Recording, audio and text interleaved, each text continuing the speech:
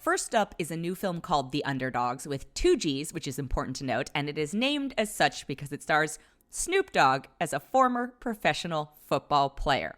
Now, when I think of people who I would cast, 1 in a leading acting role, and 2 as a former professional football player, Snoop Dogg is not the first person that really pops into mind, or the second, or the third, or the fourth, fifth, sixth, However, clearly, he helped produce this film. And also, I'm a big Snoop fan, actually. And I know he started a nonprofit football league for youths called Snoop Youth Football League. So I was familiar that he is like super passionate about this project. And that is the thing that I think is the saving grace of this film.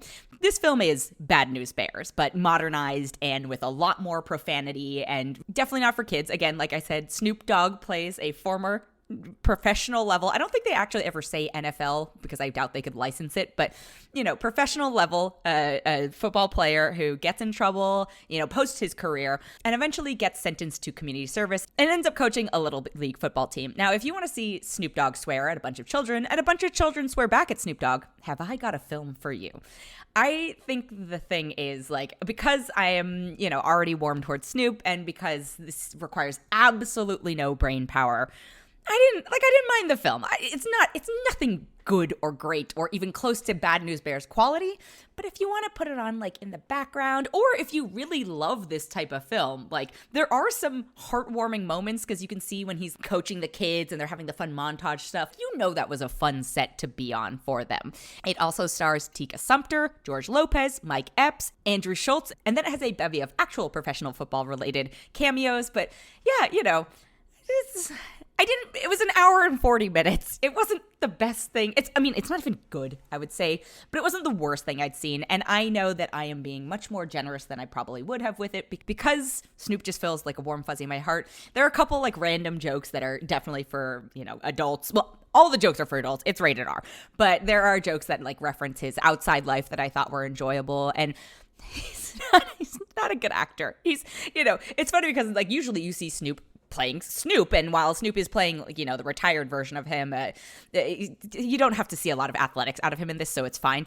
But he's barely usually capable of playing fictional Snoop, let alone Snoop playing something else. But this is not why you're watching this movie. I would imagine if you were to partake of things that Snoop is a huge fan of, this might be even more enjoyable of an experience. I'm not gonna say run kicking and screaming away from this film. I probably should, but there's just not enough so terrible about it for me to be no, this is the worst film of the year, even though we're only a month in.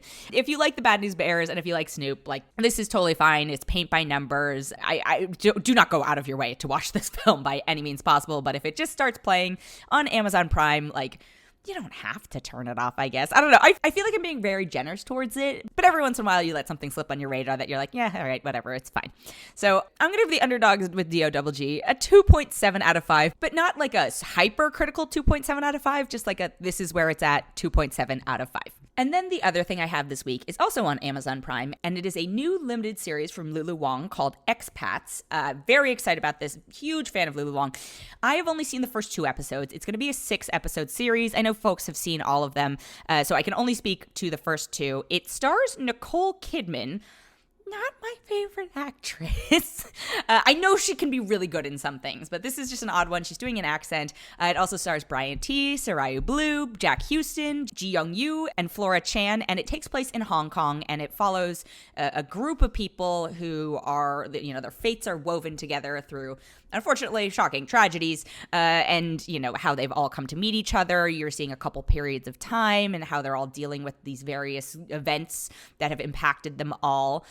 I think Lulu Wang is truly a spectacular filmmaker. I think the thing she is most known for is The Farewell, which, she knows how to portray the Chinese experience and then the American Chinese experience and the outsider in Asia experience incredibly well, and that is definitely explored here. It's a study on class and age and socioeconomic dynamics and all that stuff, and while I've only seen the first 2 episodes, the fact that it has already laid so much of the groundwork and dove into so many of those topics in a really compelling way, I'm yes, give me the next few.